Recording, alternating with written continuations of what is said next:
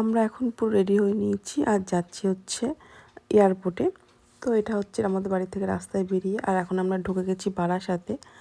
আর এয়ারপোর্টে যাচ্ছি কারণ হচ্ছে আমি আগের দিন একটা ব্লগে দেখিয়েছি যে অনেক বাজার করেছি দিদিভাইরা আসবে বলে। আর দিদিভাই হচ্ছে আমার ননদ আর নন্দাই, তো ওরা অস্ট্রেলিয়াতে থাকে, তো ওরা হচ্ছে আসছে আমাদের এখানে ইন্ডিয়াতে, মানে আমাদের বাড়িতে। আর আমরা যাচ্ছি এয়ারপোর্টে আনতে ওদেরকে।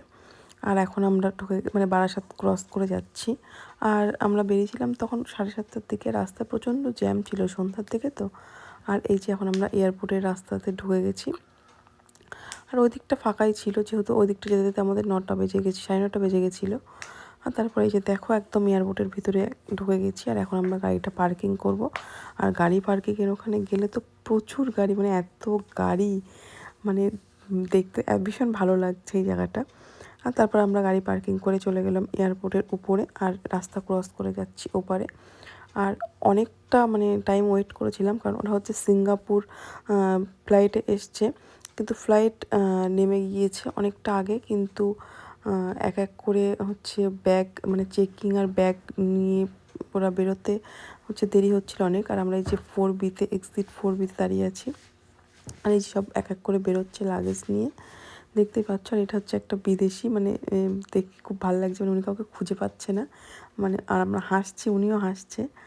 আর দুই পাশে হচ্ছে বোর্ড নিয়ে অনেকে, আর উনি আবার ওনাকে মানে ওই সিকিউরিটি গার্ডটাকে গিয়ে জিজ্ঞাসা করছিল, মানে বুঝতে পারছে না কীভাবে যাবে। আর দুই পাশে অনেকেই হচ্ছে বোর্ড নিয়ে সাইনবোর্ড নিয়ে দাঁড়িয়ে আছে, মানে হচ্ছে যাদেরকে ওরা পিক আপ করবে সেই কারণে। তো আমরা অনেকটা টাইম দাঁড়িয়েছিলাম, আসছে আর না, দেখে বুঝতেই পারছো।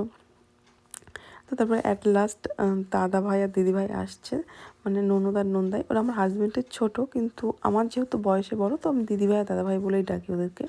তো এই যে হচ্ছে দিদিভাই ননদ, আর ওটা হচ্ছে দাদাভাই, মানে আমার ননদের হাজব্যান্ড, মানে নন্দাই। তো তারপর ওদেরকে নিলাম আমরা, নিয়ে চলে আসলাম গাড়ির গ্যারেজে। আর হচ্ছে যেহেতু বড় গাড়িই করা হয়েছিল, কারণ ওদের প্রচুর লাগেজ ছিল। আর এখন আমরা ফিরছি, মাঝখানে রাস্তায় একবার দাঁড়িয়ে আমরা চা খেয়েছি, আর তারপর বাড়ি চলে আসলাম। তো আমরা এখন বাড়ি চলে এসেছি, আর এখন খাওয়া দাওয়া করবো, আর এখন সবাইকে খেতেও দেবো। চলো টাটা।